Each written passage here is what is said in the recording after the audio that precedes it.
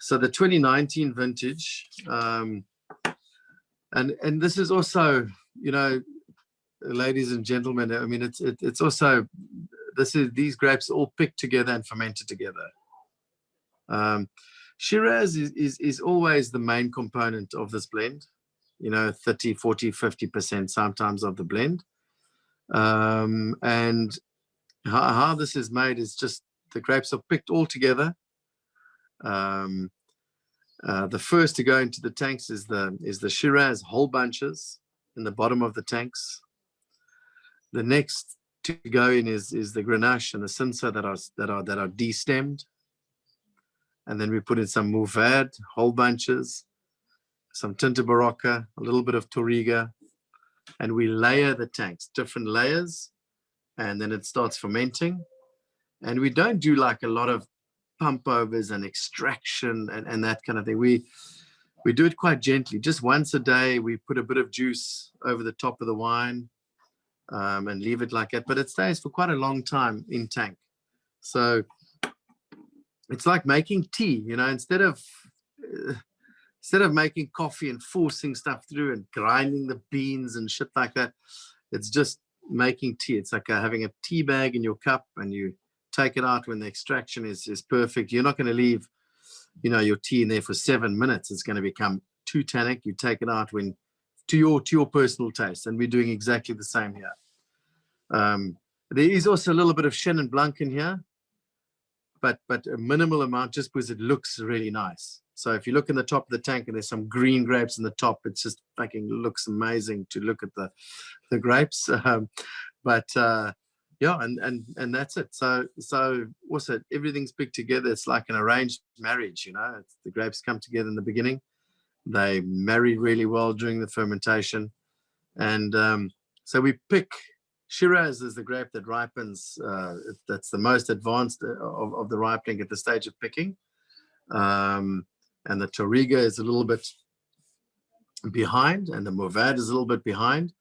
But we try and, you know, we look at the flavors and the condition of the vines, and we pick when we think everything can really work together, and that's how we do this wine. Was there an objective? This question is from me. Was there an objective when you try to make this wine? Maybe you say, was there something you try to envision? Yeah, was there a vision when you make this wine? Like, oh, I want to attain a certain level of whatever. No, you look, when we first moved here and we're making these wines. I was really in love with with the Rhone Valley and the rustic wines of the Rhone and Cornas.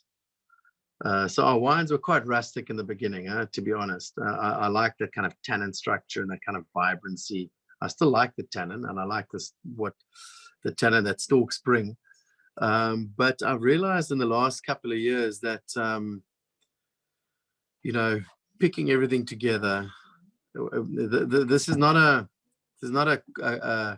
an attempt anymore to emulate something else. This is really like, we're trying to make it like a South African wine, like a wine from here.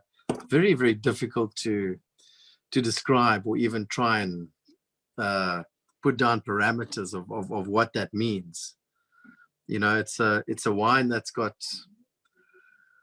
these varieties that are growing in this area, and it's got a thing called gees. Gees is an Afrikaans word which means spirit. It's got a spirit to the wine. There's a certain energy in this wine and in this place.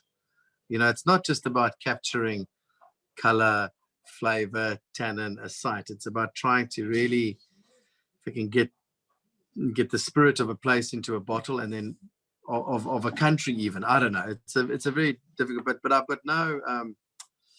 I drink a lot of foreign wines. I'll drink freaking foreign wines we can drink them now together, you and I. We can drink them. We can drink all of them. We can drink them all, and I love them.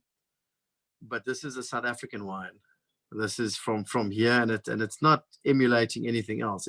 In the past, maybe there was that kind of ideal influences,